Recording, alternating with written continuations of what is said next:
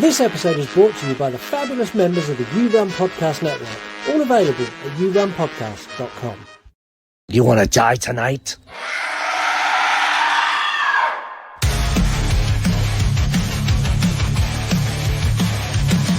The dad jokes you tell sets the scene. I hang on every word lost in the screen. The passion for fear is contagious enough. You make me believe in Marc's overblown roundups. You run podcasts or a movie review, unveiling facts and playing games too. Your words paint pictures of darkness and dread, leaving me grinning long after I fled.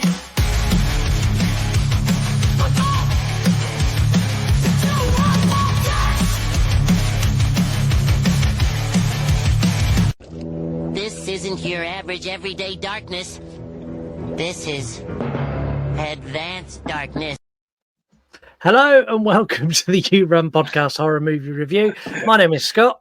And my name is Mark. And this is the show where we take you through the movies that you have chosen on our Instagram polls. Today we're in the fourth and final week of Cruel Summer month, where you've picked you've picked some seriously rough films this month. Yeah. Like when we said like we're putting out the worst of the worst, when you looked at it, you must have gone, yeah, they're not going to like that one. I'm going to pick that one because that's horrible. I think the weakest of the bunch is Saw, and it's not very often you can say that Saw is a weak horror movie in terms of its brutality. Yeah, we're doing gory and brutal, and Saw is the most tame thing we've covered this month. Yeah. Well, we have a fantastic episode lined up today. We're covering a newer release. We're going to kick off with a brief synopsis, as we always do, followed by a longer conversation about what we liked, what we didn't like, what I really liked, what Mark didn't like, because that's normally the way these new releases go.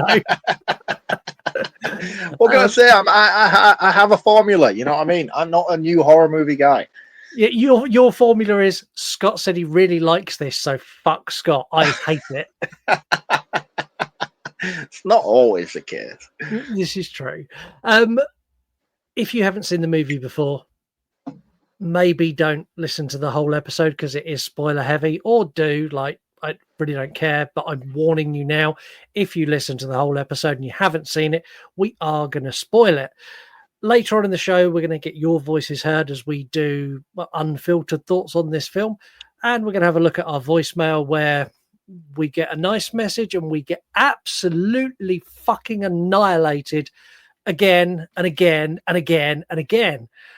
Oh, shit. Yeah. I've done. No, you know, for once, I'm going to correct you and say, I know what we have done. Yeah, okay, I know what we did. We know what we did, and we're very, very sorry. We're also going to play the game that no one seems to want to play, the game where you get to win some prizes. And I don't know if you're not playing because you can't do it, or you're not playing because you just don't want to. But either way, we're going to make it a little bit easier this week, as I'm going to let Mark have a go to kick things off. Oh, okay. So Mark may solve some of it for you. This week, we are following the recently orphaned Andy and Piper on their journey through foster care, and more importantly, their stay with the suburban necromancer Laura, a film that is full of gaslighting, creepy kids, ritual resurrection, chicken mutilation, and scenes that will literally have you chewing the countertops with fear. Today, we look at the incredibly dark, incredibly bleak Bring Her Back.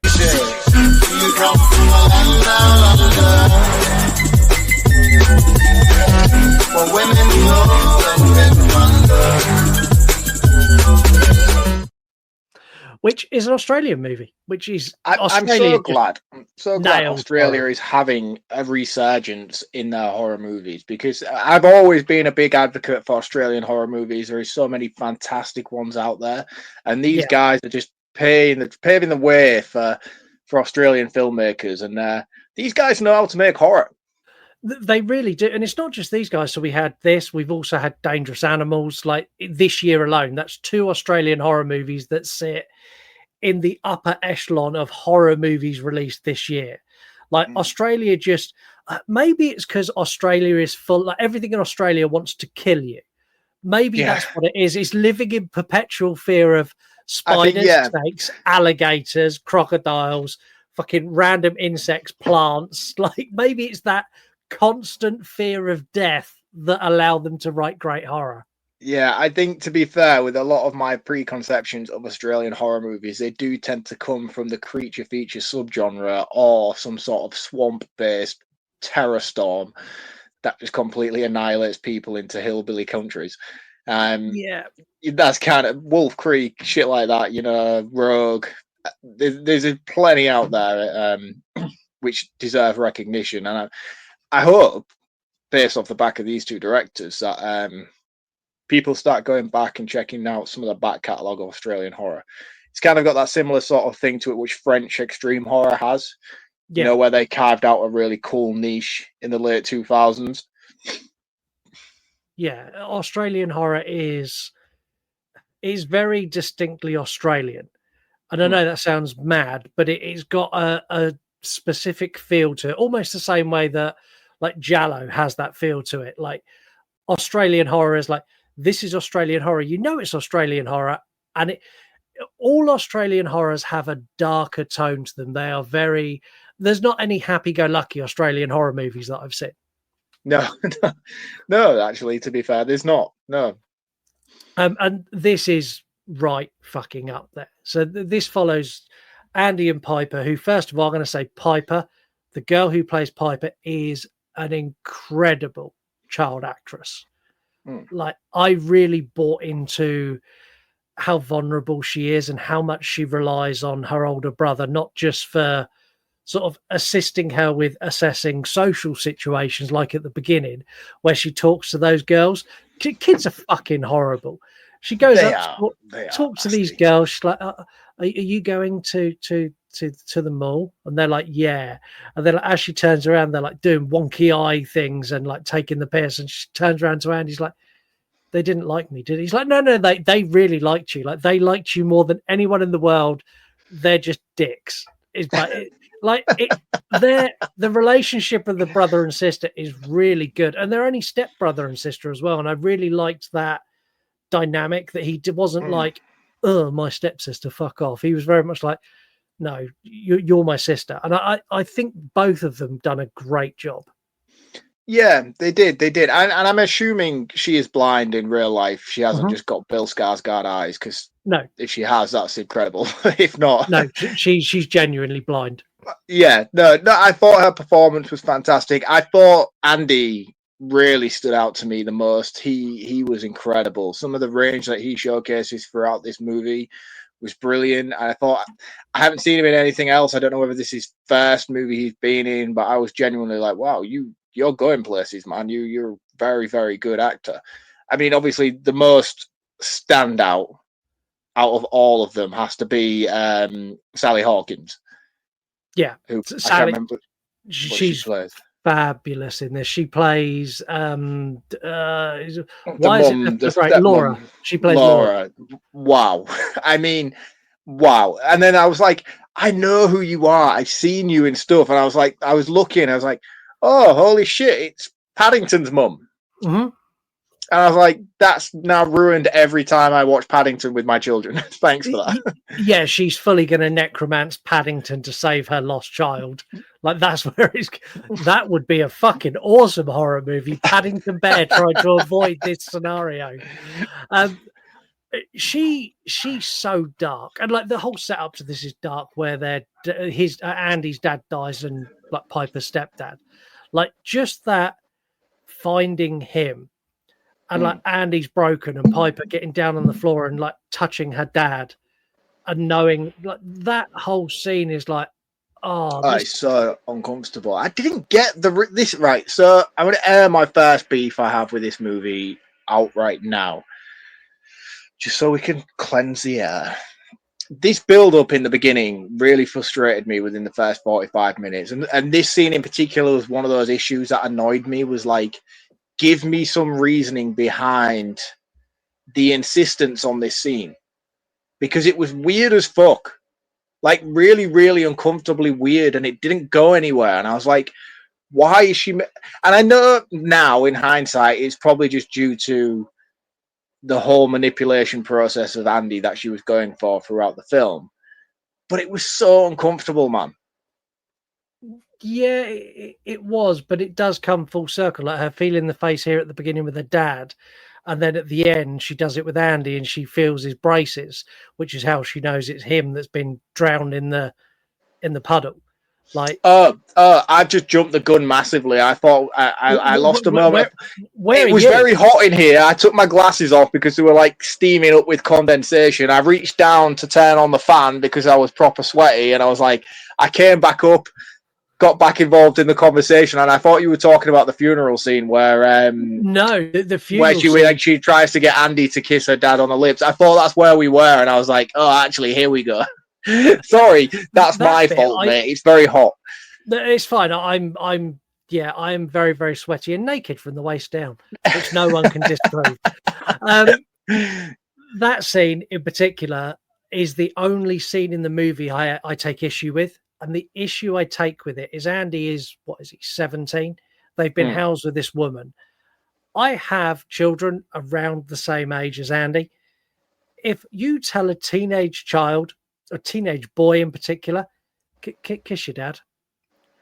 Oh, so and it's a stranger as well. Like, he's been living with her a couple of weeks. He will say, no, crazy fucking lady, I'm not doing that.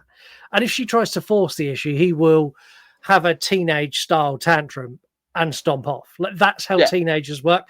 And the fact that he kissed him on the cheek, she's like, no, on the lips. I'm like, oh, just weird. Yeah, she's like, oh, it's tradition. You're weird. Yeah, it's tradition. It has to happen. And I'm like, he does it. She's like, let me kiss your daddy's dead lips. Oh, she is the fucking creepiest, most awful. Like, even when they first arrive, and she's like, oh, well, welcome, let's measure you. And she stands up against the wall, she measures Piper, and then she's like, oh, Oliver, or whatever your name is, like, come here, I'll measure you too. And it's like when she's measuring Piper, she's like, oh, you're the perfect height. And then she measures Andy and almost stabs him in the eye with the pen. She's like, fuck you, there you go, you're that tall. Like, yeah, it was even with the photo when he first walked through the door, and it's like, oh, let's take a picture, and then she just stands in front of him.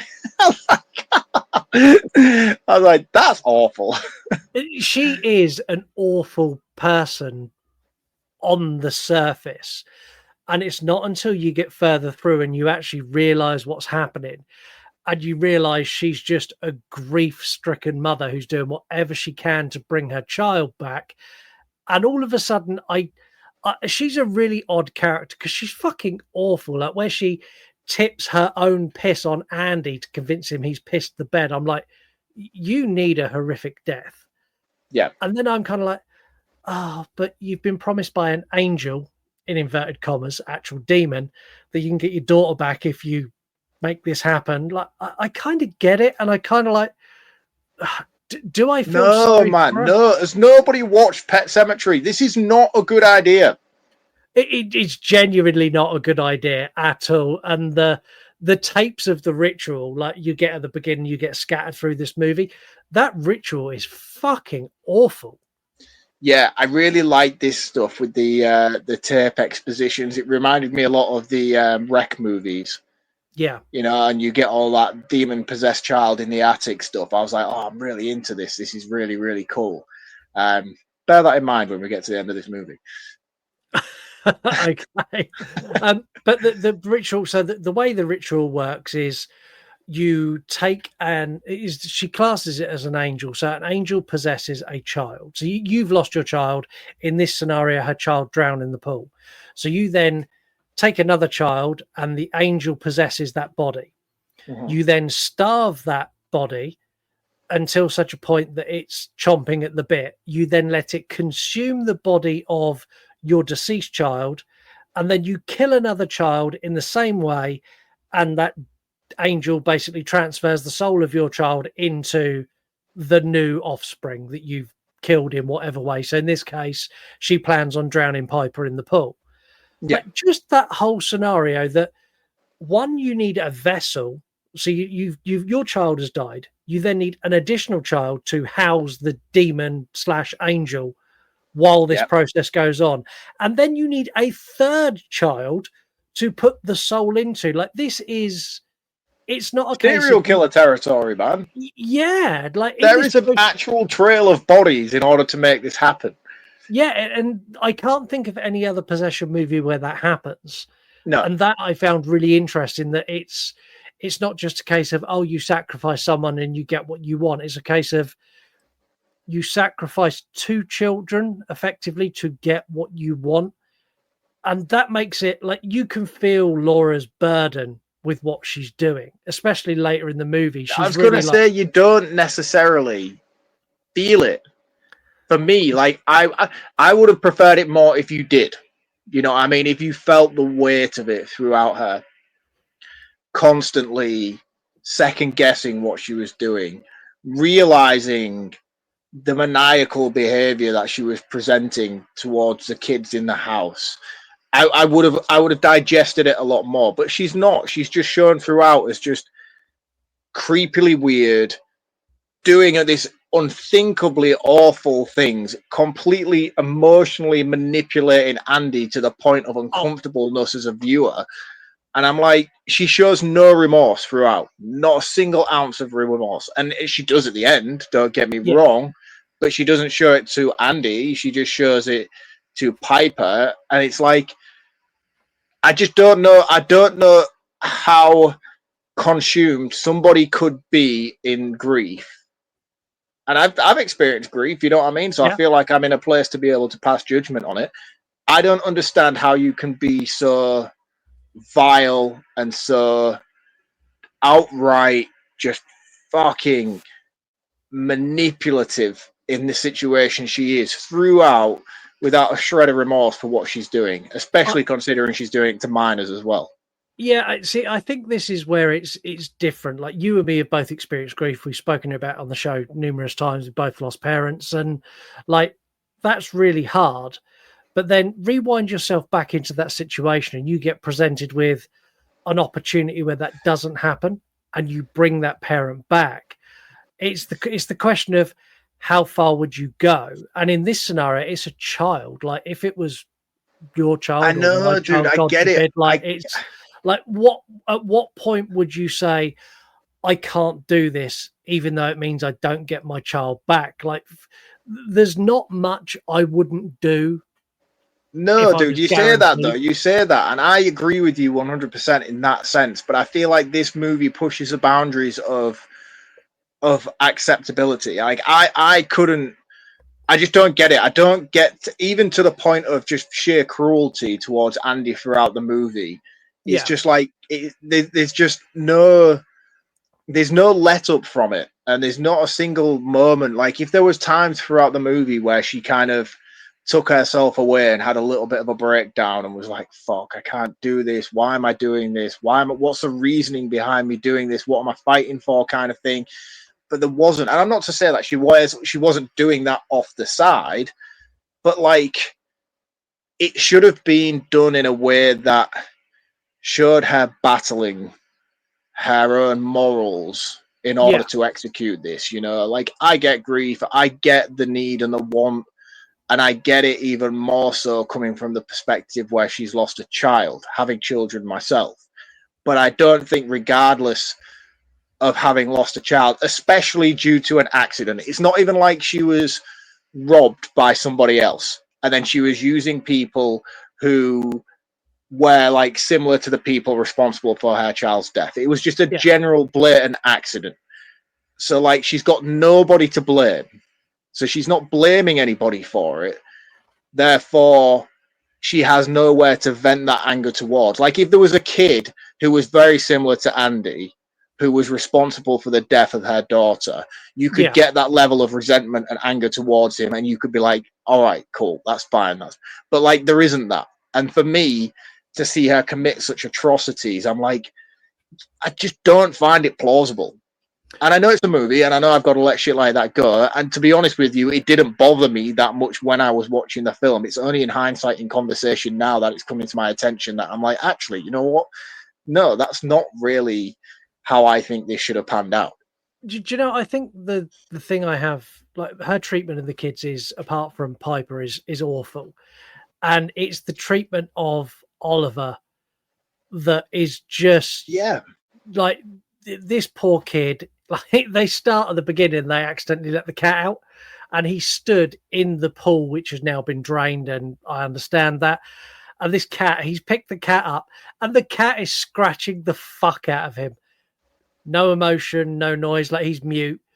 And like that scene, I'm like, if I was Andy, I'd be like, do you know what? I think I need to call the social worker, and we need to like have a conversation about going somewhere that's a little less fucking creepy, because he scares the fuck out of me. That kid, like, he's a brilliant actor, but that character is genuinely scary, because you at no point does, like, in all the horrific things he does in this movie, there's no emotion. And I'm going to give the No. example of, would you like a little bit of melon? Nothing at all. He's like, if you write something for me, I'll give you a bit of melon. He's like scrawling away, and he hands him the knife with the melon. Oh my fucking god! It was awful, dude. I did not like. Do you know when sometimes like you bite something and you get like a bit of gristle? Like, say if you have like a burger or something like that, and there's like that little bit of crunch. You're like, ugh. This dude's chewing on a fucking Michael Myers kitchen knife, and I'm like, oh my goodness me. It goes in between his two front teeth and like splits them and cuts his top lip, and he's just going. He's there, just like, just. Yeah, it's wild. It is absolutely wild. What was the reasoning for her explanation of why the kid was mute like he was? I can't remember what she said. Was it something? Was it because of the death of her own daughter that made him become mute? Yeah, it was. And then when we find out later that he's just a kidnapped kid, you're like, Yeah. No wonder he's mute, because you're his captive, and you've taken him as a missing child. You've shaven his head so he doesn't look the same as his photo, and then you've locked him in a room and possessed him with a fucking demon. You horrible, horrible bitch.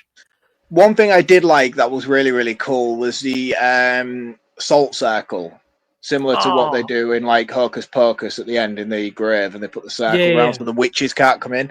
And then they take Andy takes Oliver out after the incident with the knife, and he's like, "Oh, we need to take you to a hospital."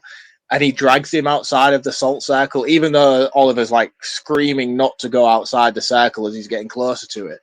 As he pulls him out, and you start to hear Oliver's real voice coming out, screaming, "Help me," and stuff. I was like, fuck, dude, this is awful. And starts having those fits and spasms. I was like, this is not nice. It's not nice. And like his skin's blistering up where he's out of the circle. And like that scene is awful. It's literally, you get that awful scene in the kitchen. You're like, okay, right, get him to the hospital, get him to the hospital. And then you see the salt circle, and they give you a brilliant drone aerial shot of this salt circle all the way around the house. So you're like, yeah, it was really cool. Oh, this is not going to go well. And then like his skin's burning. Did you notice what he wrote on the bit of paper? No, I watched this once, to be honest with you, dude. I should have probably given it another rewatch. I just haven't had the time, really. But he wrote bird. Which yeah. At the time I was like, bird? Why? That doesn't mean anything. And then you find out later when Andy sees the missing poster in the hospital, it's for Oliver Bird. And I'm like, his last name. Right, cool. So dark. So dark. But this is where she comes back. Like Laura comes back with Piper, and I need to talk about this. Blind football. Cool. Didn't know it was a thing. Fucking awesome. Absolutely love this game. But it does hold the risk for severe injuries repeatedly. Yeah, I'm going to go out on a limb now. This might not go down very well. I love it. Where can I watch it? Yeah, the thing is, like, it's basically football with a bell in the ball. So they kick the ball and then they hear through it's such a clever way to allow people who are visually impaired to play a sport. And I'm fully down for it. And I want them to do more sports like this, like tennis, rugby. Yeah, boxing. Let's put them in a boxing ring, put some bells in the gloves, and let them go at it. Be great. I would pay-per-view that shit. Look, I know you're trying to be the nice guy, but like, yes, we should support support communities. No, let me watch it. I'll support them. I'll pay them to do it. I think that would be great. Oh my god! I'm joking, obviously. But if someone has a link, feel free to send it to me. Blind boxing, man. God, you're going to get us cancelled. One thing I thought was really clever in this that they done so subtly is Andy's dad dies in a shower, and which is fucking awful. When Andy goes to live with Laura, he avoids the shower all the time. Like, he doesn't shower. You see him washing from the hose in the garden. And there he is. There's the guy that doesn't open up his ass cheeks in the shower to let the water in. Just imagine how stinky that ass could be. What the fuck is that? Like, he's a smelly dude. When he does finally go for the shower, this is after Laura's tipped her piss on him and convinced him he wet the bed. That scene with his dad. Right. Issues. Let's air out some more issues. I know I'm bringing them tenfold for this movie. Before you air the issue, I'm going to say a couple of words that may answer the issue before you air it. There is a blown ass demon in the house that can do shit. No, right. Bullshit. Don't make leaps because you like the movie. So she cuts a lock of his hair from his casket. Yeah. She then feeds the hair to Andy. I can't remember. What does she do with the hair? How does she give it to Andy? She feeds it to Oliver. She feeds it to Oliver. I thought she fed it to Andy. No, she feeds it to Oliver. Right.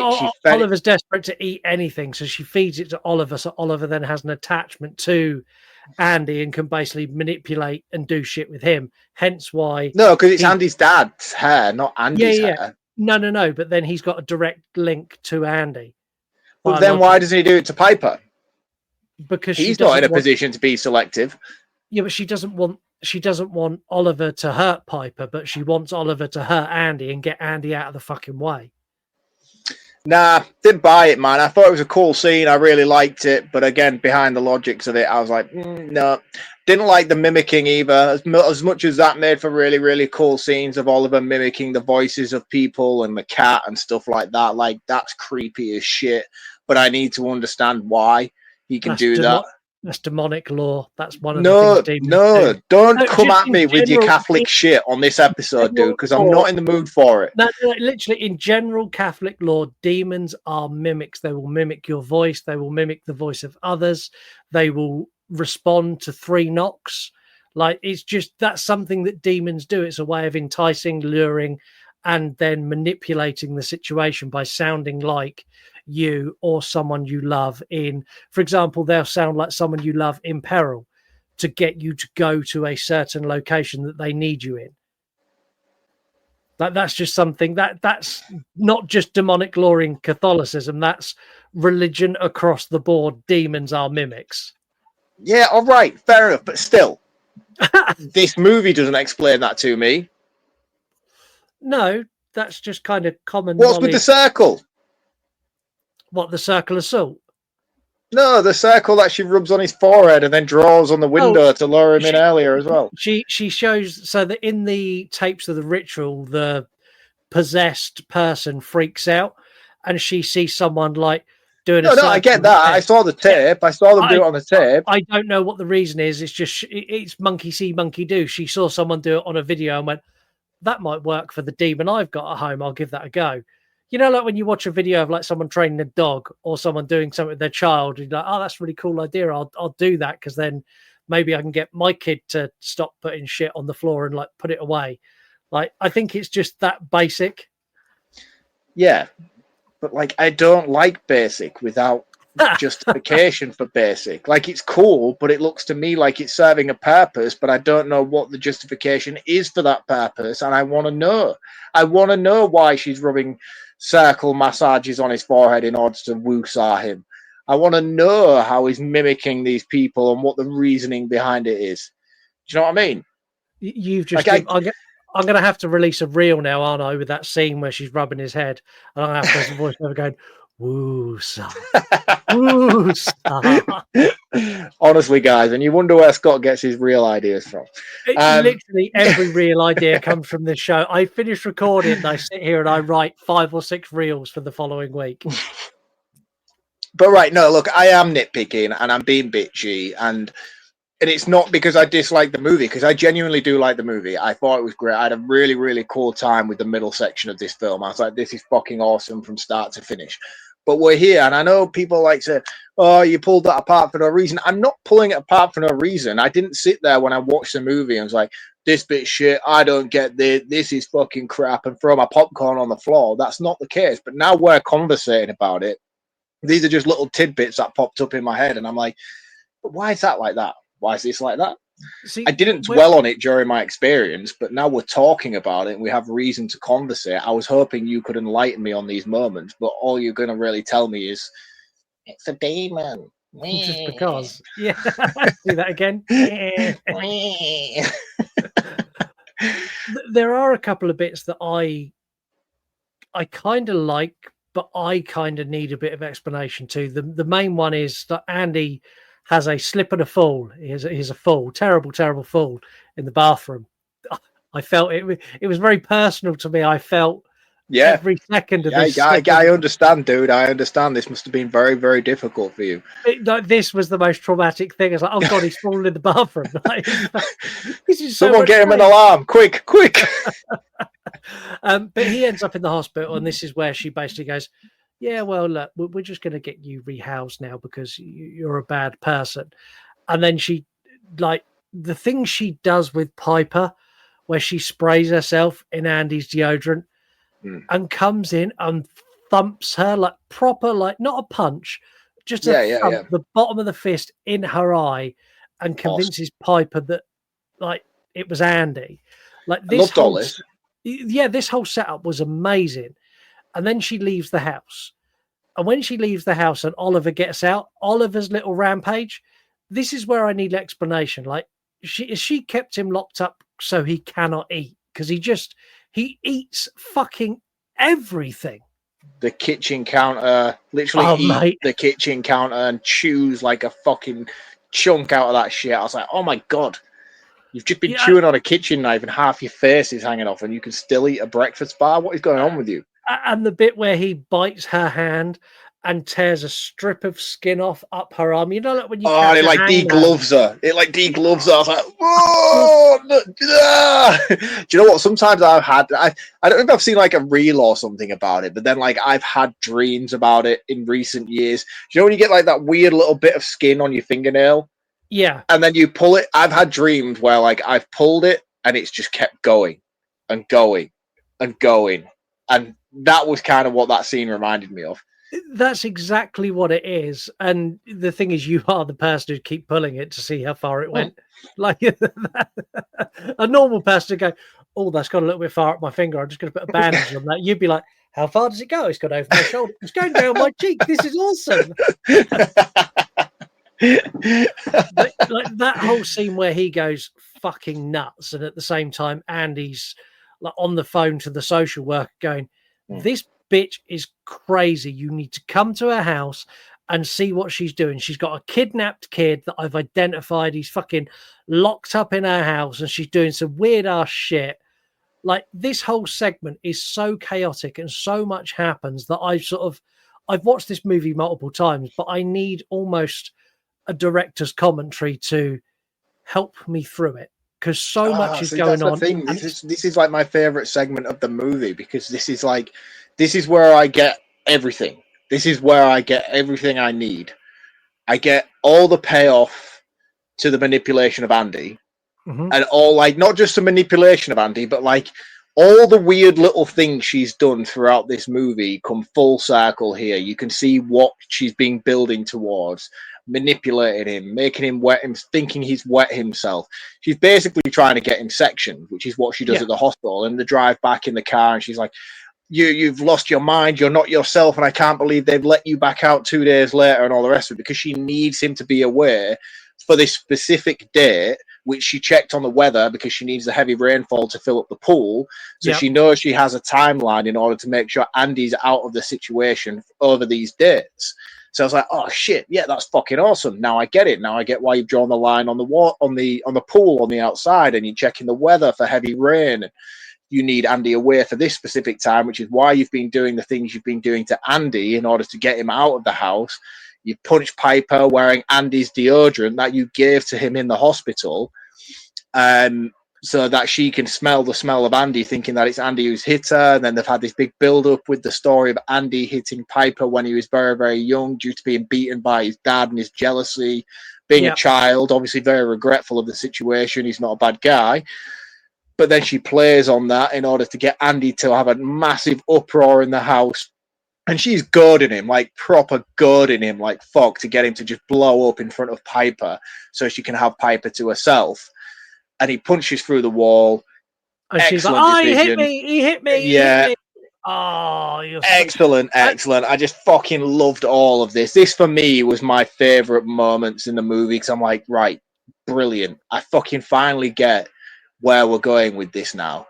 Because this movie takes 45 minutes to sort of even start to unfold slightly. And I take great issue with the first 45 minutes. There's a hell of a lot of pacing problems that I'm like, I'm borderline on the edge of fucking being bored here if you don't start giving me some payoff to some of this weird shit you keep drip feeding me.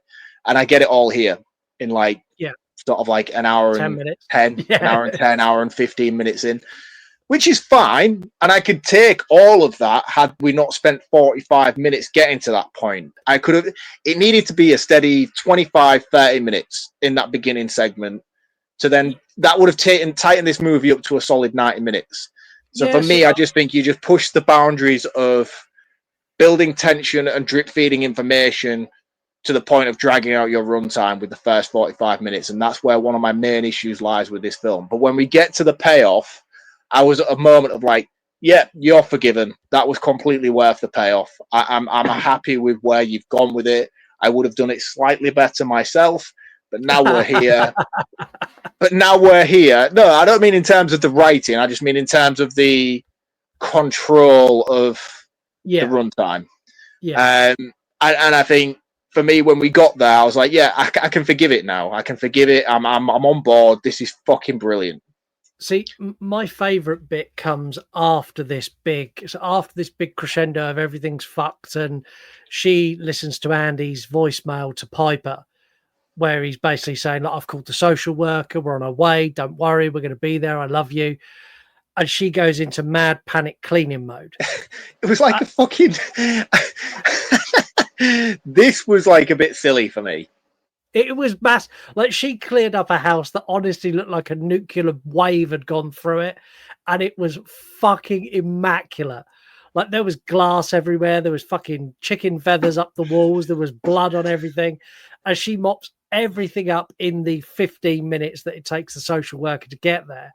But the scene with the social worker is so well done. Yeah. The social worker was like, oh, hi, Laura, how you doing? Yeah, okay, well, I need to come and have a look because I've got Andy in the car. And she takes her around the house. She's like, look, everything's normal. Like, this is this room, this is this room.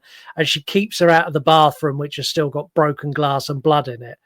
And like, it's all gone perfectly till she gets to the door and she rubs her nose, and some of the blood from the massive fucking chunk that Oliver's taken out is on her face. She's like, Laura, you seem to have some blood on you. She's like, and she goes from like being completely calm and controlled and in charge of this situation to, but the angel said we can bring her back. We can bring her back. You don't know we can bring her back. And this is where the social worker's like, yeah, like, we need to like take the kids off you now because you're fucking unhinged. And she goes out and she gets Andy, and they're kind of like going across the car park.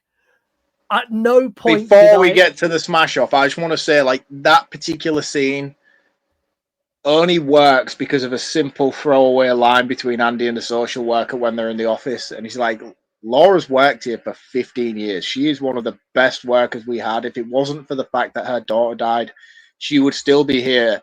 I have no reason to doubt anything out of the ordinary with her behavior. Do you know, like, they're close friends. They're 15-year friendship, you know what I mean? So when she goes into the house and she's nonchalant walking around, not really checking anything, but sort of following protocol. It's not because she's lacking in her job in order following these checks properly. It's because she has so much faith in a friendship that she's had for 15 years.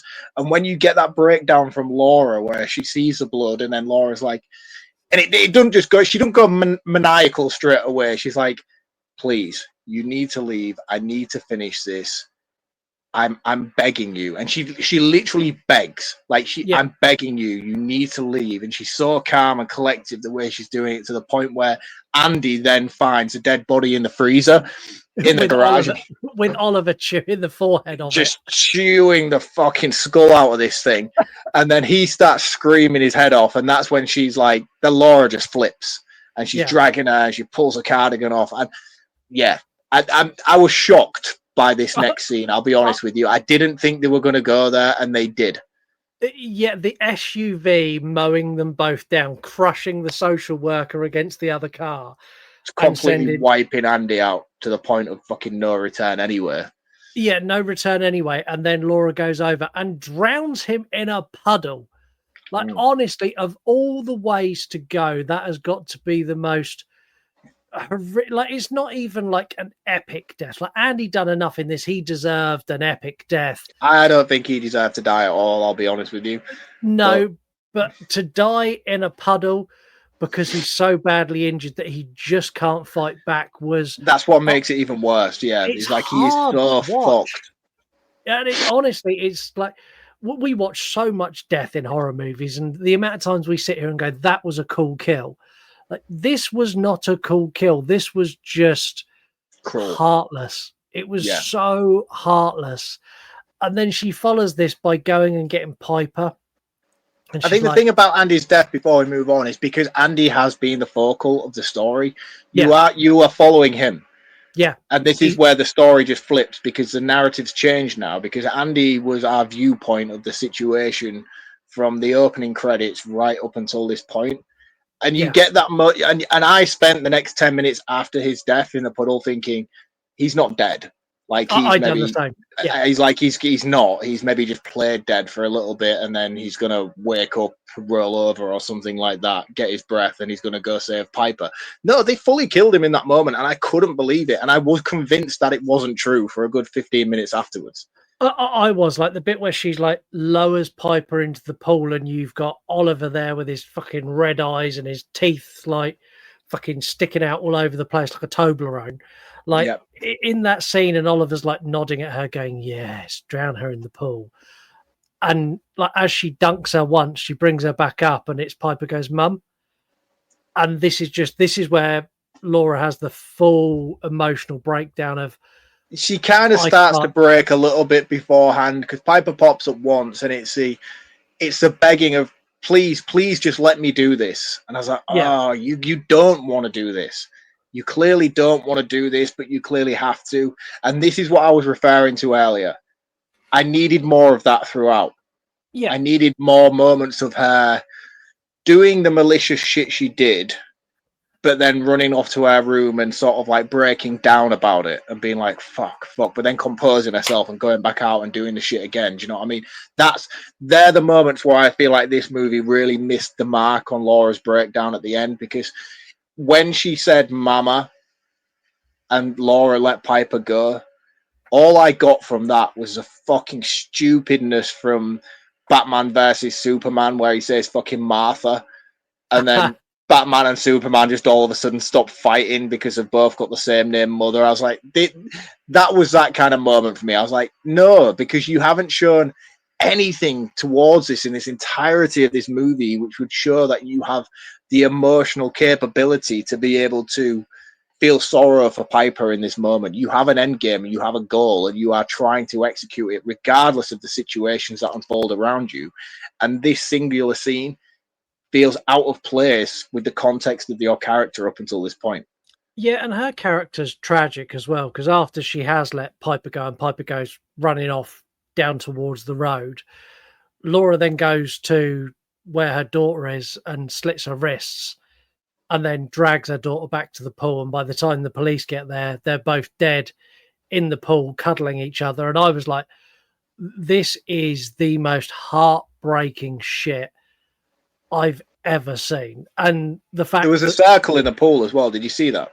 yeah, I feel like it's one of those Ari Aster things where you go back and watch it and there's just circles everywhere.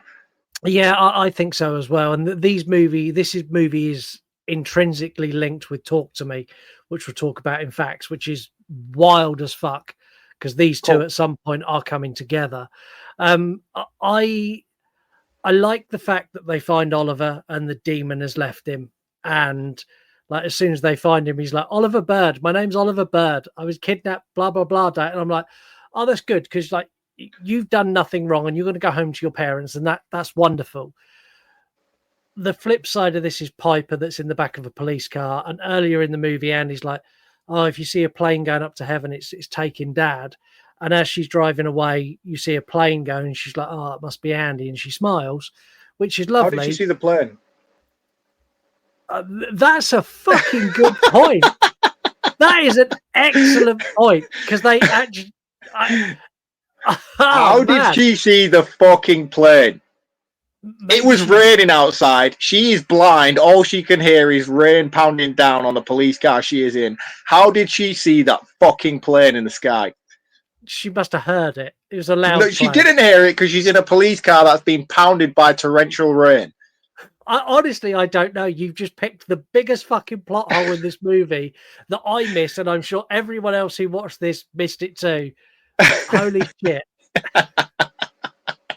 I'll let it slide. But right, no, serious talk though now. This ending fucking ruined this movie for me. The beginning ruined the movie in a sense of how I had issues with pacing. The middle pulled it back and I thought it was fucking brilliant. And the ending just fucking abolished any love and appreciation I had for it. Because it didn't commit, man. It didn't commit. It didn't follow through with what it should have done. Piper should have died in that pool. The demon possession situation should have come full circle. And in my opinion, it should have just gone horribly wrong. She shouldn't have had the happy ending that she wanted with her daughters. Her daughter should have come back like Pet Sematary shit and just fucking ripped her throat out there and then. And considering how bleak the movie is all the way up until this point, this happy ending shit that we get just felt so fucking out of place to me, man. I was infuriated by it. And I was like, no. Why have you done this? This didn't deserve this ending. And I would have walked away so happy and so committed to the fact that I loved this movie and been like, I can forgive any slight pacing issues I have. And I would have spoke about this film on the same sort of level that I do like Hereditary or what's the one we got recently on Shudder? It's Evil Lurks, you know, like the balls it takes to just give that gritty, brutal, dark ending that these movies deserve. And I feel like this movie warranted it and it should have done it and it didn't. And I was just like disappointed in you guys, man. It should have been there. Yeah, and I'm kind of with you, but I also kind of like the ending that we got. Like this movie, it's not so much a movie that scares you, it's a movie that emotionally traumatizes you all the way through. Like this movie is emotionally damaging. Like I wouldn't say to anyone who's having any issues with grief that this is a good movie to watch. I also wouldn't recommend this to anyone who lost a child or generally having a hard time in life, because this is it's a rough watch. And I think really because it's such a rough watch, I think having that, it's not even a fucking happy ending. Like her brother died, Laura died, like just that glimmer of hope at the end that Oliver's going to see his family again and Piper is alive and going to get a new family. I think if you don't have that, like this is the sort of movie that will make people do themselves in. Like this movie is so... I mean, the ending's still bleak as fuck. Oliver's absolutely fucked and going to suffer from PTSD for the rest of his life due to the situation he's encountered. Piper's going to be going through the same thing. She's a child, but she's of an age where she's going to remember everything that's happened to her throughout this situation. And she's blind. She's going to be petrified of every single noise she hears going forward. Like, it's still bleak, but it wasn't the bleak ending that I feel the movie deserved. Yeah, and I'm kind of with you with that. Have you got anything else you want to go into before we do recommended account?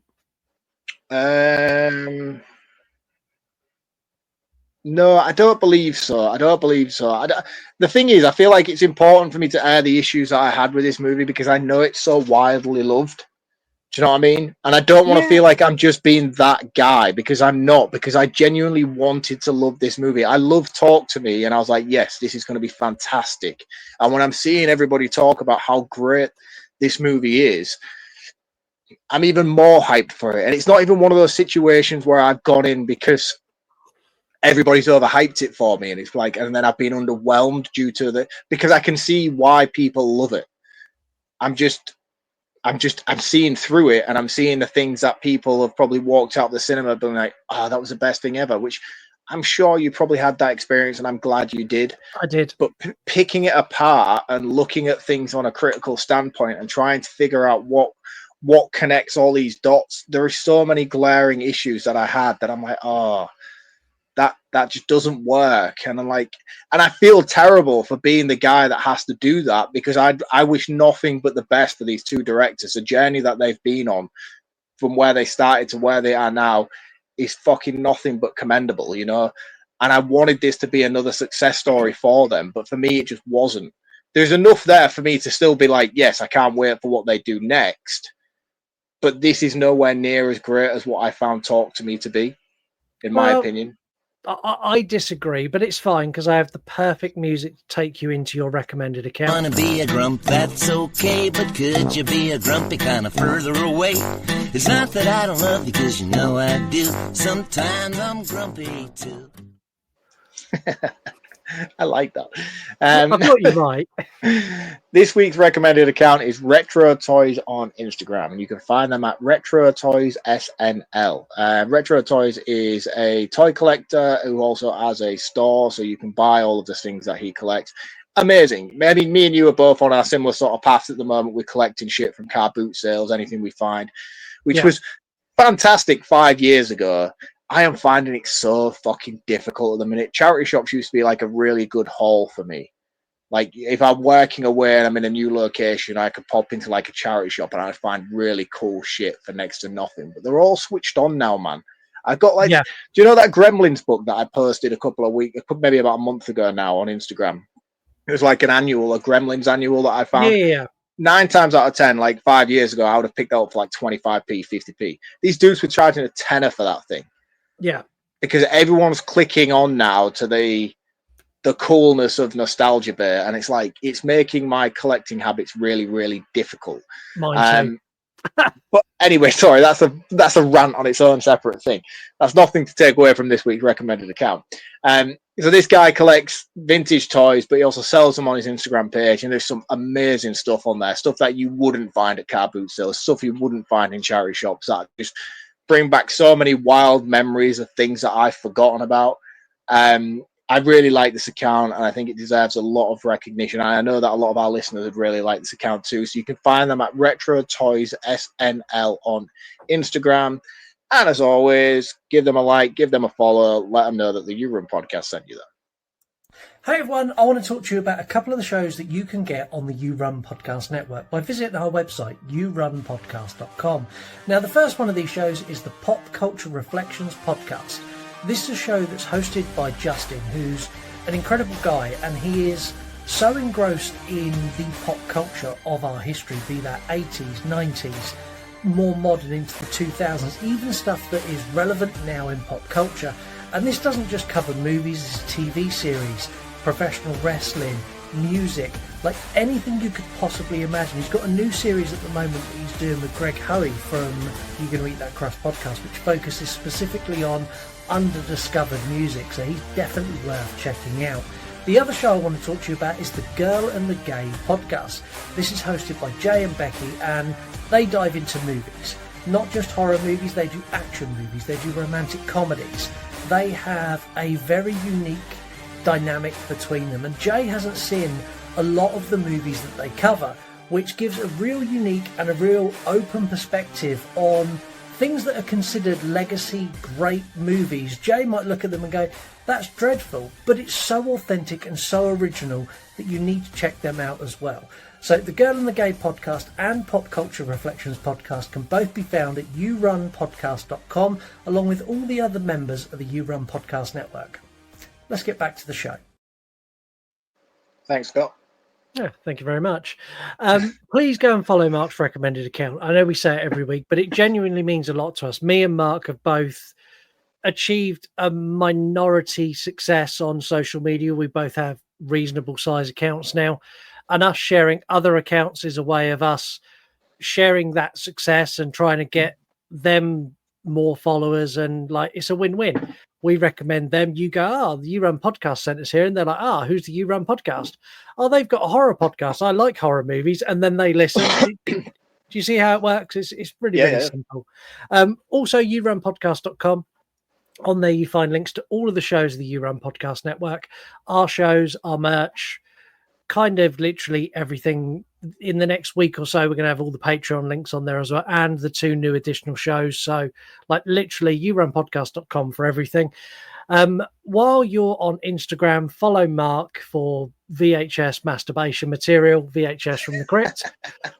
Or for a more refined, elegant, wordy kind of review account, go to Reviews from the Crypt, and both of those are awesome accounts. And yeah, honestly, just fill you with joy and envy and rage when he's like, "Oh, look at this thing I picked up for 50p." And you're like, "That's about £1,000 worth of." I hate you. Like... Again, like I said, they're coming very few and far between at the moment. I am still digging as always, but yeah, it's people are wise now. People know what they have as opposed to what they didn't know, and they used to. It's like I remember, like some of the games consoles I have. Like I picked up most of them I owned from childhood.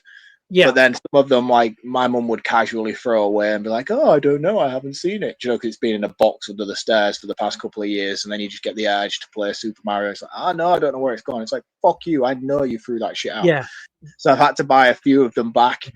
Some of them I like picked up for like a tenner, you know, at a car boot sale and stuff. But now you'll go. There was someone who had like, so I've got Sega Mega Drive 1. She had the original Sega Mega Drive with like 6 or 7 games.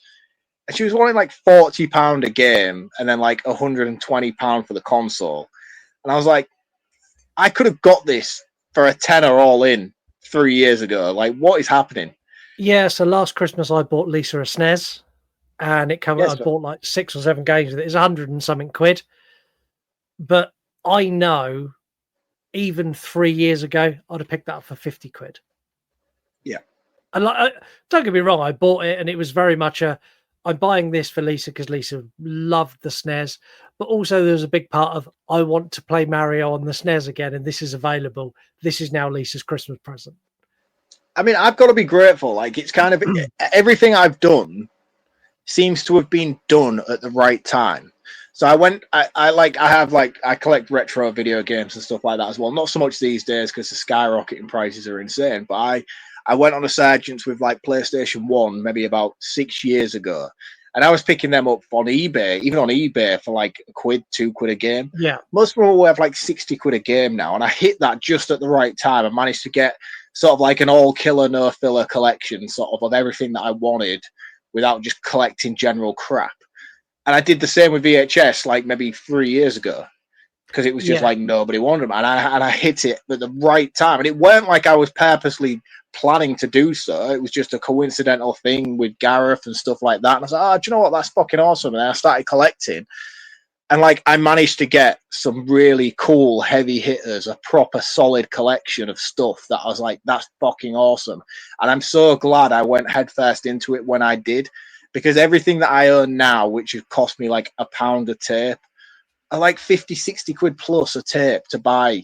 And it's everything's just on a real weird trajectory. And I'm like, man, this is just fucking nuts. Like, that's why on my pages and stuff now, you don't tend to see a lot of new stuff coming in, not just because they're expensive, but I just managed to collect everything I really wanted at the right time of needing it. And it's wild, man. It's like Goosebumps books. I know I'm going massively off and dragging this episode talking about shit, but Goosebumps books you used to walk into a charity shop and pick up for like 25p, 50p a book. Max. Oh yeah, easy. Yeah, without even trying. A singular Goosebumps book these days, when you walk into a charity shop, is like £3 to £4, which is just mass inflation. You're talking like Freddo and Fudge chocolate bar inflation, you know, like Space Raiders packet of crisps inflation in the space of a couple of years. It's just nuts, dude.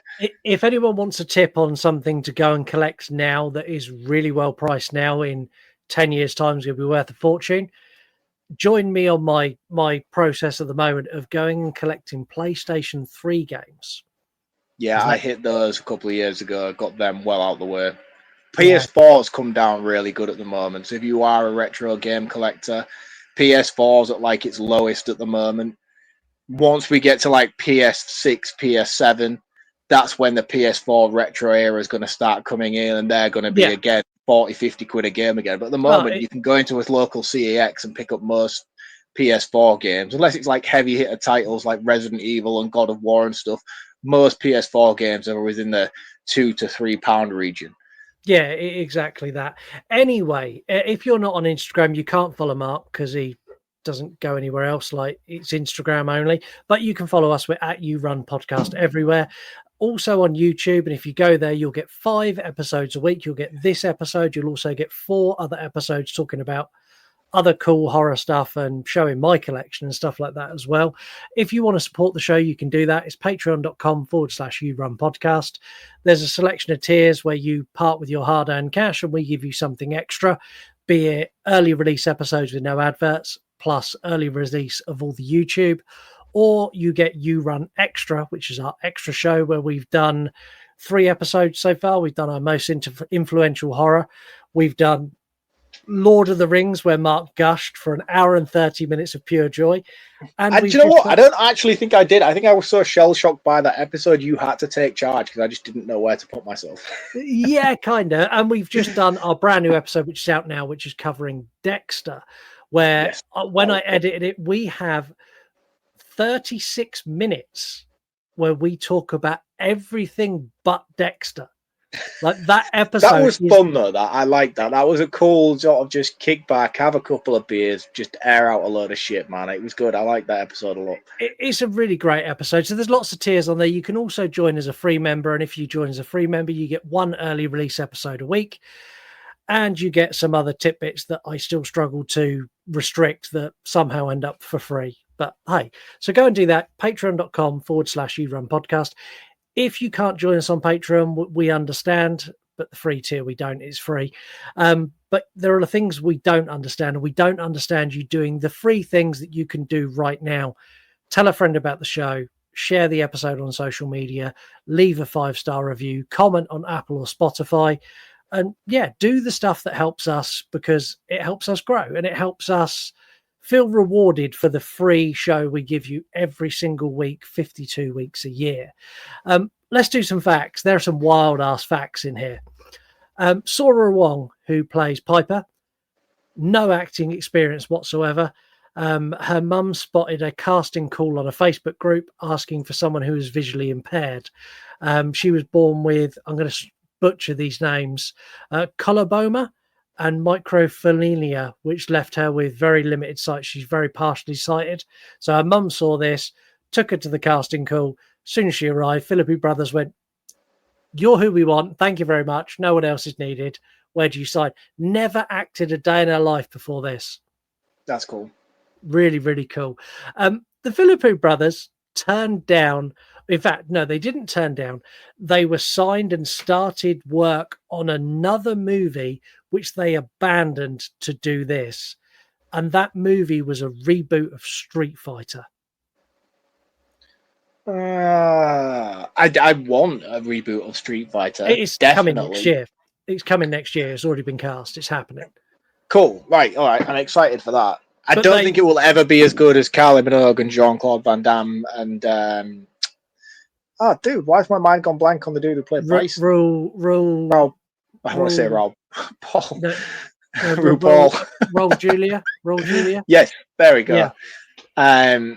That movie was fucking great, man. Do you know what? That movie is still great. But yeah, and those are characters I need to come back, especially Mortal Kombat 2 coming out this year. I'm so excited for that. Yeah, me too. But that's, again, I'm tangenting off. I don't think that would have worked for these guys. I think they're like on a tangent now where I'm so excited about what they do next. Regardless of my bitching on this episode, I'm like, yes, you are the next sort of Ari Aster, Jordan Peele. You've got a lane now, just execute it flawlessly. The thing is, though, to be in a position where you go, there's a big studio here and like they're paying us loads of money. This is a film that's got $100 million plus budget. thanks a lot. We're gonna dip out now. We're gonna let you get someone else, and we're gonna go and direct a low budget horror movie in Australia. Thanks. Like to have the confidence in your own ability to go, we fucking made it. They're paying us so much money, and then to follow that with, yeah, but we want to go and do this independent film. Like, I really admire people who've got the balls to do that, because that takes some serious stones to turn around to. I think it was Warner Brothers, to turn around to Warner Brothers and go, thanks very much for the opportunity, but fuck you guys, we're going to do our own thing. Do you know what? Yes and no. Yeah, it takes balls to turn up and tell a studio like that to go fuck themselves. But at the same time, I think there is someone behind the curtains and being like, look, guys, this is not a smart decision. You have one movie, which was a very, very good movie. But this is a big studio property and a very well-loved title. If this doesn't go well for you, your career is over. Yeah, you know, if they do 5 or 6 movies like this where they're like cemented as the guys, you know what I mean, and then Street Fighter flops, it doesn't fucking matter. They're still the guys. But if they do Talk to Me, they do Street Fighter. Street Fighter's a bomb. No one's touching them ever again. Well, so I think they made the very, very clever decision to turn that down and build a back catalogue of fucking confidence before having the ability to have a couple of flops under their belt. I think that's very smart. Yeah, I'd agree with that.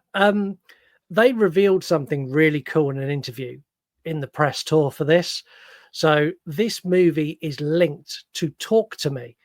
And what they said is there's a small way all of these movies tie together in the fact that they exist in the same world and the same street. So Talk to Me happened in a house over the road. That's a weird street to live on. It's a fuck living in that street. Like, that's the street you don't want to be anywhere near. But having these officially linked by the directors opens up a whole world of fucking possibility for Talk to Me too. As to, like, is that going to then lean into, oh shit, there's demons when you touch the hand if you're stuck in there too. Like, that announcement, I was like, yes, I'm fully in. Give me the dark horror version of the Avengers. Like, give me the Talk to Me hand, give me the demon. But we'll see. We'll see where it goes. I know what you're saying. Yes, it has the potential to be cool, but it also I'm kind of on the fence with this kind of stuff because sometimes it works. I like it. I like Freddy versus Jason is 22 years old this week. Works perfectly. Great movie. Yeah, it was 22 weeks old 3 weeks ago when this episode comes out. Yeah. Well, as we're recording this today, Freddy versus Jason is 22 years old today. Yeah. Sound design for this, they focused a huge amount on sound design.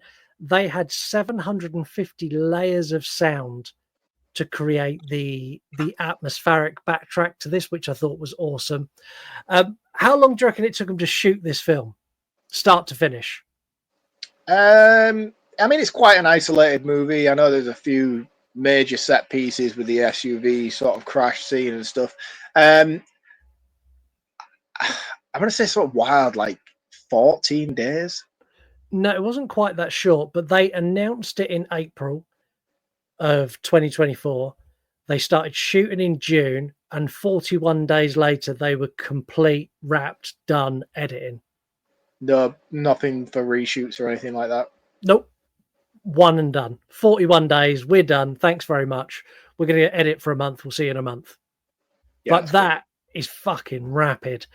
So you had issues with the overall tone and it not taking that really dark twist. Initially, it was going to have that uber bleak ending that honestly I think I'd still be emotionally distraught by it. So the film is dedicated to Harvey Wallace, who's a close friend of the brothers. In early stage production, he passed away. And his death changed the focus of the movie from scares and just fucking visceral awfulness into a look at emotional trauma and how you deal with death and the effect that that has on someone and how you can come out of those situations. So it was actually a real life death of a friend that changed that narrative. And I kind of respect that. It's like you've had something big go on in your life. One of the brothers, I think it was Michael, described this as this movie was very much a healing process for him, which is why it changed, why they were filming it. It's like, I'm not in the right headspace to do this super bleak, dark ending. Like in my life right now, I don't need that. I need to have a ray of hope. And I quite like that. Yeah, I get it. Now you give the backstory to it. It's like, fine, you do you. It's your art. You do whatever you want to do with your art. But again, no disrespect. I don't know the guy. I don't know who died. I'm watching the movie. It didn't work. For me, this was not the ending that this story deserved. So yeah, sorry to be that guy. It didn't work for me. Well, it is what it is. We have some voicemails. Do you want the nice voicemail or the horrible voicemail first? Where would you like to start? I'll have the nice one first, please. I feel like we need to start on a good note. Incredibly, the nice one comes from Dave this week, which... Oh, cool. What? Dave's not coming after you. Dave actually comes with a story. Good morning. So, I'm listening to Evil Dead episode, and I thought I'd tell you my duct tape story. So, back in late 90s, early 2000s, I was working in a small town on a fair. And you may know the ride. It's called the Sizzle or Twister in most places. You've got 3 arms with 3 seats. They spin round and it bounces and great fun. Well, when operating those rides, you can actually walk inside the ride along the outside without getting hit by the car. And we did it regularly when we set it off. My mate was operating it. I was on the floor this time. So I was taking the money as they were, and he still took cash. I had a big wad, must have been a couple £100 in a ball in my pocket. I put it back into my pocket and did a hole in my pocket and it fell through. So I instinctively bent down to pick up this big ball of money, and one of the cars at full pelt hit me in the head. So as you can imagine now, my head is cut open, it's gushing, blood everywhere.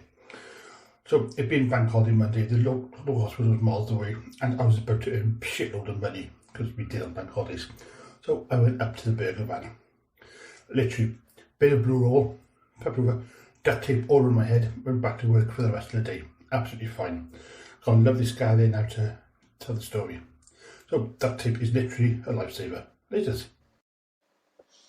I mean, there's a lot of revelations in that story. Not only the fact that Dave is a carny makes perfect sense to me, but the fact that he's taken a severe knock to the head in his life and his tastes in horrors have now made more sense to me than they ever have in their entirety. So yeah, cheers for the info, Dave, and maybe I shouldn't be so harsh on you in the future because now I understand. Severe blow to the brain and you're a carny. I'm on board. Me and Dave have very similar taste in movies. I have not had a blow to the head and I am not a carny. So dude, you are prone to falls. Let's not air this out. We know you are a fall guy. Also, on the subject of the Evil Dead, we really upset a close friend of ours, Heather.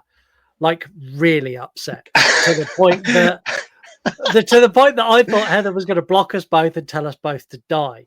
We received 15 minutes of messages from Heather.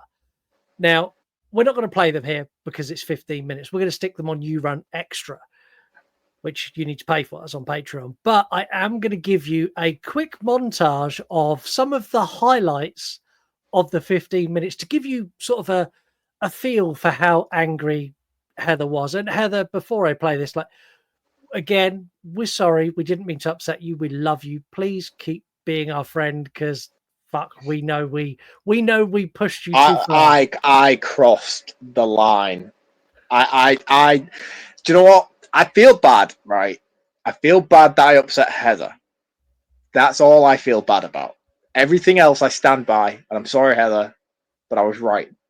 Well, this will give you an indication. If you listen to You Run Extra, comes out 15th of September. This is a snippet of what you're in store for. Mark, are you like smoking weed? You're driving me insane already. Roast beef. It's roast beef. If you knew about the film, like y'all claim to do, y'all give me a fucking hard time all the time. Don't backpedal along with Mark on your fucking tandem bike. Yo, get the Ooh, that's what I feel like. Y'all driving me insane. I hope you make this into a series. That would be so fun. That makes it sound very light-hearted, but there was a moment throughout that Evil Dead gate that I was genuinely concerned that there was no coming back from it with our relationship, because I was pushing some serious buttons to the point where I don't often sit back during a debate with Heather where I'm like, I think I've crossed a line here, and I should apologize. I genuinely apologized. Yeah, we both done the same, and Heather. It's a movie. Like, we can have different opinions. It's cool. We love you. We're sorry. It is cool. Anyway, I also dug out some messages from Spotify because we haven't had some messages for a while. Lady Crisis, this is after the Labyrinth episode. Fun episode. This was not a huge part of my childhood, but it was for my husband. So it makes an appearance on my TV more frequently than I would like. The tunes are catchy, though. Well... I'm sorry, Mary, but no, it's a fucking great movie and everyone should love it. Yeah, agreed. Yeah. Well, you agree with that on Labyrinth? It's a great movie, everyone should love it. No, I agree that it shouldn't be said, played. I shouldn't be played in her house. Damn it! It shouldn't be played in anybody's house. Also, after Labyrinth, this is a message from Chaz Presley on one of the episodes. He put, "I've just realised Mark has been like Frodo this month on a journey."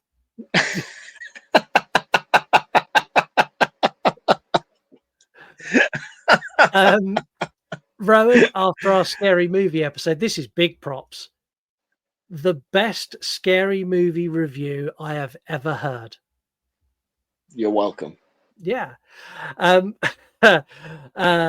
Scare Time Productions, which is AMPFX, Alex, is his production company studio. His comment was on the Megan 2 episode. Even Gladys pieced out.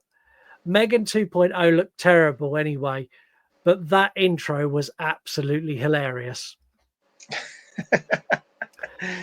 If you want to share your comments, put them on Spotify, put them on YouTube. Also send us voicemails. We love voicemails. We asked you to share your thoughts on this movie, and you did. I've picked a fair balance because I kind of knew where Mark was on this as well. We're going to do the positive ones first. Beards and movies, full of dread and tension and mystery. But that scene, holy bad word, that was sickening. I've watched a lot of stuff, but that scene just about did me. That's the knife scene. Yeah. Yeah, understandable. One enthusiastic horror fan official. I knew it was going to be dark, but fuck me, I was not prepared for that. I wasn't either. I went into this expecting, like, Talk to Me's got a couple of fucked up moments. I was expecting Talk to Me with a slightly darker tone. Like when he started chewing the knife and chewing the counter, I was like, blah. And like when she's tipping piss on him, I'm like, this is kind of not what I signed up for. I'm here and I'll go through it, but not what I expected. The Colin Firth Museum went with absolutely brilliant. Also, who is the Colin Firth Museum? It's an account that's Colin. Go and follow the Colin Firth. I need Museum. to. But fuck, it's one of those accounts that like they commented. I'm like, who are you? Let me go and have a look. And then I was like, this account is really cool. I really like Colin Firth. Like, follow, instant follow. The Misshape. I feel this was go down as one of the best horror movies of the decade. Old and Nerdy Bastard, best horror movie of the year, maybe best movie of the year. It was excellent. And Robbie Horror. My favorite film of the year so far, scary, intense, but also genuinely disturbing and powerful. To balance the scales, we've got Melanie St. George, went simply with meh. Viking Wizard Eyes went with, it was all right. And Lady Crisis went, it was dark, but I wasn't a big fan first watch. Maybe I'll give it another go. Please do, Mary. Try it again. Try it again. We have a game. It's an ongoing game that no one seems to be winning. We play you a clip. It's five clips from movies. So you've got 5 movies. All you need to do is tell us the name of all 5 movies. Like, you can enter if you only know 2. Like, if you enter and go, the first one is this and the third one is that, Like, you make it easy for the next person. If they ring up and go, oh, the fourth one is this, then you go, oh, shit. Oh, it makes sense now. And then you get to play again. Like, people start playing, seriously. I'm going to play the clip, and then I'll tell you what you win.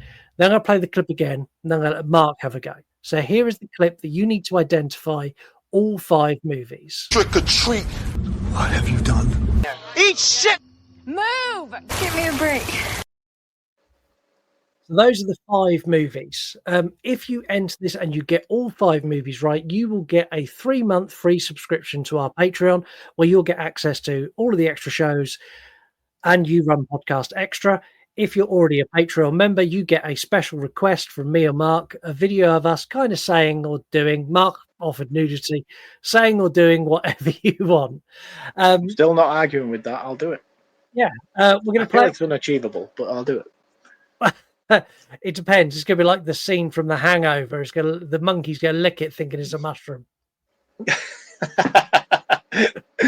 I'm going to play this one more time, and then I'm actually going to let Mark have a go and see if he can trigger some of you to go, Mark.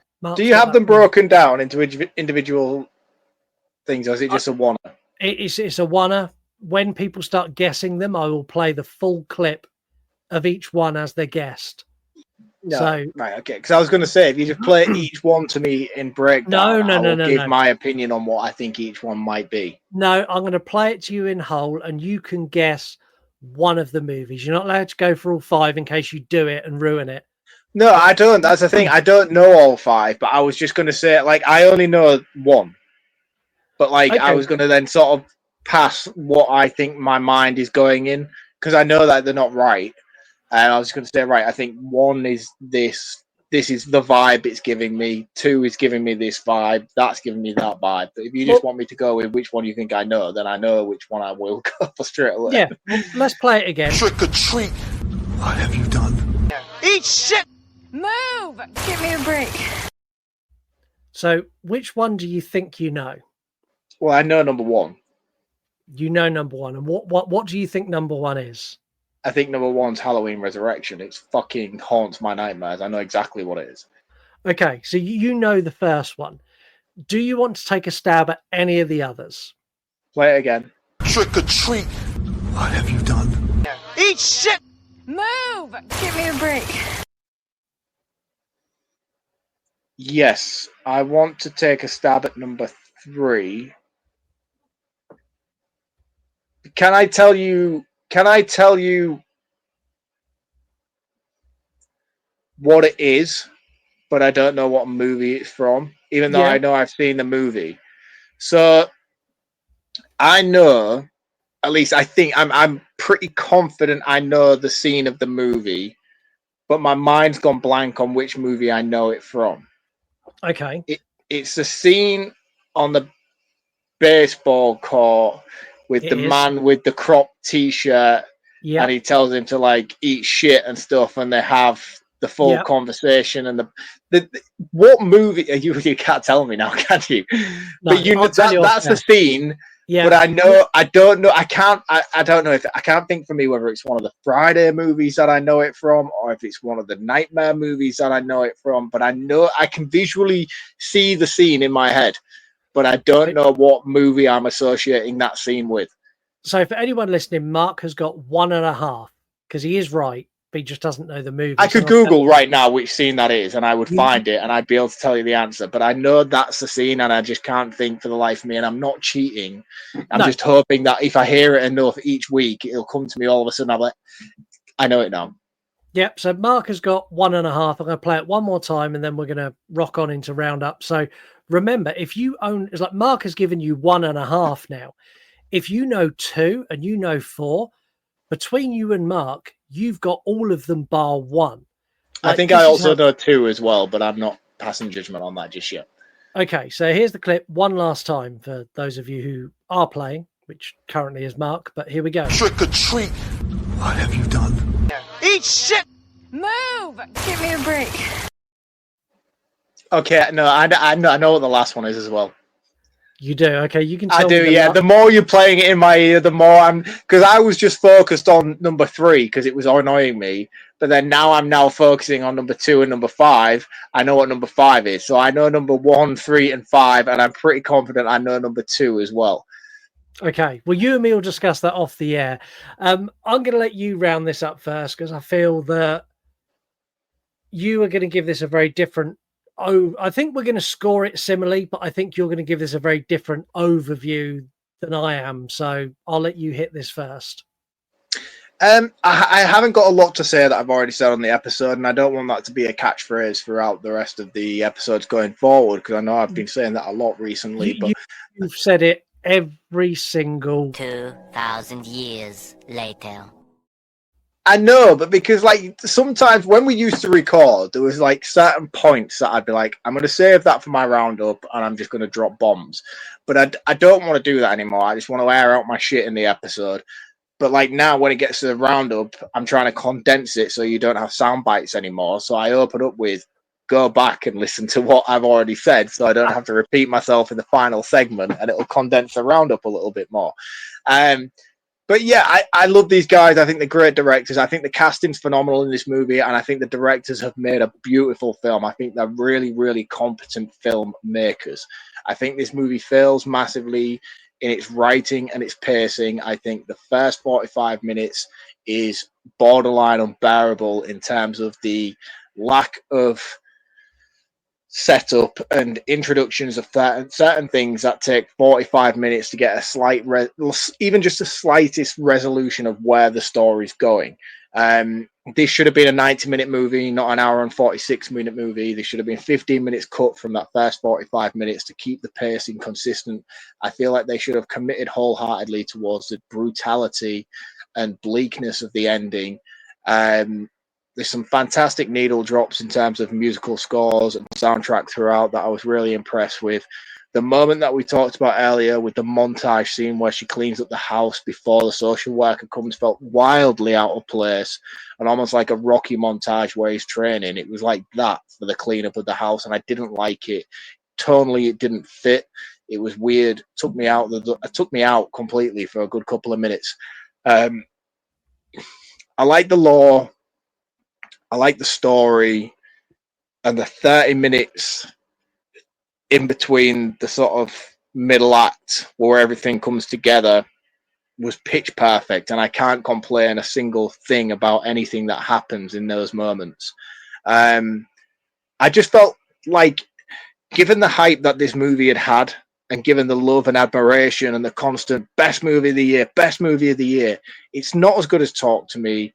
And I can't turn around and be like, there's better movies out there, because I'm still yet to see Weapons. And as I've already said, Mortal Kombat 2 is coming out this year.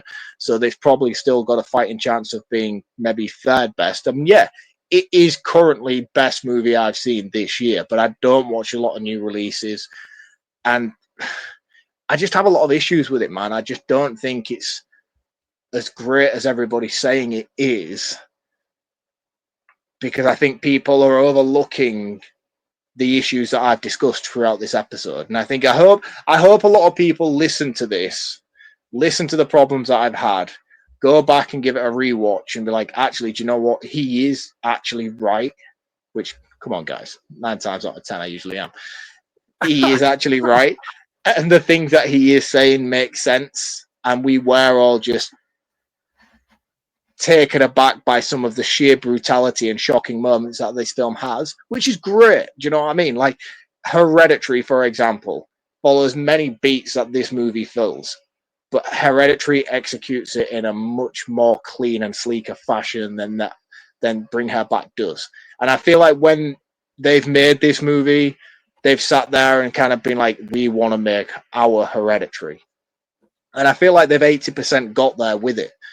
There's just a lot of things about it that didn't quite hit that mark, which is why I'm annoyed by the praise that this movie's getting. I think it massively deserves praise, but I don't feel like it's warranted of how glorified that this movie has been over the past 3 months. My roundup's going to wind you up. Yeah, I mean, it does every week. I'm not surprised. I liked it. I thought it was a fantastic movie. There's a lot of hope here, and I wish these directors nothing but luck. I'm very excited to see where they go next. But again, just rein it back a bit, guys. Just fucking chill out. It's good. It's just not great. It's a 4 out of 5. Okay. Good score, to be fair. Like you've aired your grievances, but it's still a great movie. It's a 4 out of 5. It's still a fantastic movie. I really enjoyed it. Do you know what I mean? It was a cool movie. Do you know what I mean? It's just not fucking what everybody's telling me that it is. Okay. When we reviewed Sinners earlier this year, I didn't expect that to be beaten. That was movie of the year. Didn't think anything was going to get close to it. Still is. This film is the best horror movie of the year, hands down. It's not even close. Like, it's not Sinners and this, they're not even in the same fucking league. This is in a whole nother league. It is dark. It is original. It's completely unknown cast that all of them excelled far beyond any expectations I had. Like when I first saw Andy and Piper, I'm like, let's see how this pans out. As soon as they started speaking, I'm like, fuck, I'm fully in. I buy into you. I buy into your relationship. I buy into Laura as the mum. Like Oliver's terrifying. Like, everyone, even the social worker who's got a bit part, all of them delivered far beyond what I expected. There are moments in this that made me laugh. There are moments in this that made me sad. For the most part of this movie, I felt tense and uncomfortable and almost that dark, ominous feel throughout the film. And every time that dark, ominous feel is there, it was followed by moments where I went, oh, fuck, no, nah. Like the amount of times I literally like put my hands up, went, oh, fuck. Like biting the sideboard, chewing the knife, tearing the skin off the arm, the fucking hit with the car, like the drowning in the pool, like all of that stuff, like the mum slit, the Laura slitting her arms, like all of that was awful. Absolutely awful. This is a brilliant possession horror that's done differently to any other possession horror I've seen before.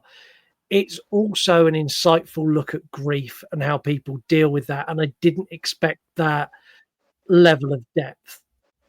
This for me is 2 for 2 for the Philippou brothers. This is 2 5-star. They got 5 out of 5 for Talk to Me. It is a 5 out of 5 for this. I honestly can't wait to see what they do next. Film of the year, and there will have to be something really fucking special to top this for me. I literally can't find fault with it. Everything that Mark had faults and issues with are the bits I really like. I loved the long build up. I loved the fact they made you wait for the payoff. So yeah, I loved it. Brilliant movie. I don't even know who you are anymore. I don't know why I'm here anymore. Fuck this show. Well, we've scored it kind of the same. Like we're a point No, apart. we're not kind of the same. I've critically outlined the issues that this movie has had, and you've agreed with me throughout the episode, and you've still give it a flawless score. Because I don't agree with you. Like you agreed with me on the show. You agreed with me that there were problems, and you agreed with everything that I said, and then now you're here telling me it's flawless. No, fuck you, Scott. I'm done. Done with the show. I'm out. Well, oh, bless him. Well, that's it for another week. We will be back next week. Well, maybe it'll just be me. We'll find out. We start a whole new month. The new month is called Kate Rules. This is the month where our Patreon member Kate used her Patreon power and took over all of the polls for the month. And we're going to kick things off with an absolute banger. We're going to be covering Paris Hilton's lesser known movie, House of Wax, which that took a while. It took a while, but I got there. Yeah, it's definitely like I think if you put views side by side, like the same with YouTube videos, I think House of Wax has a lot less views than her other film. Yeah. I'm really excited for next week. I'm really excited for next month because honestly, Kate has managed to pick banger after banger after banger.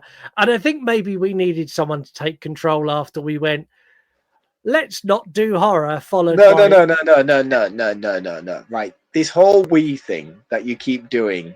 Yeah. Okay. I'm not on board for it. Okay. So after I went, let's not do horror for a month. And then you went, that was shit. Let's do really horrible horror. I think it needed someone to step in and go, look, you two don't know what the fuck you are doing. So I am going to take control. And Kate's done that. So you've got a whole month of movies that are picked by someone that is sensible. But until then, make sure you go and watch some of our stuff on YouTube. 5 episodes a week, loads on there. sign up to Patreon, even if it's a free member. Get early releases, get You Run Extra if you've got the spare cash, and do not store deceased loved ones in a freezer. That's where I am. Till next time, see you later. Cheers, guys. See you next week. You want to die tonight? Late at night, I tune into your show, where you talk horror with a unique flow. Your voice is like sirens, draws me in, as you pick apart movies all murder and sin.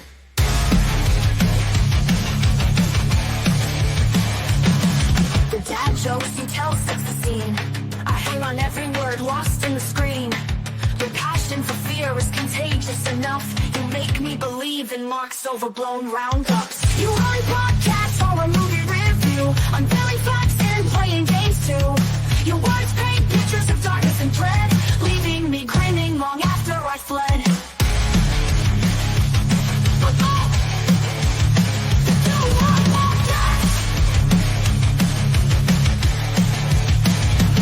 You run podcasts, horror movie review, unveiling facts and playing games too.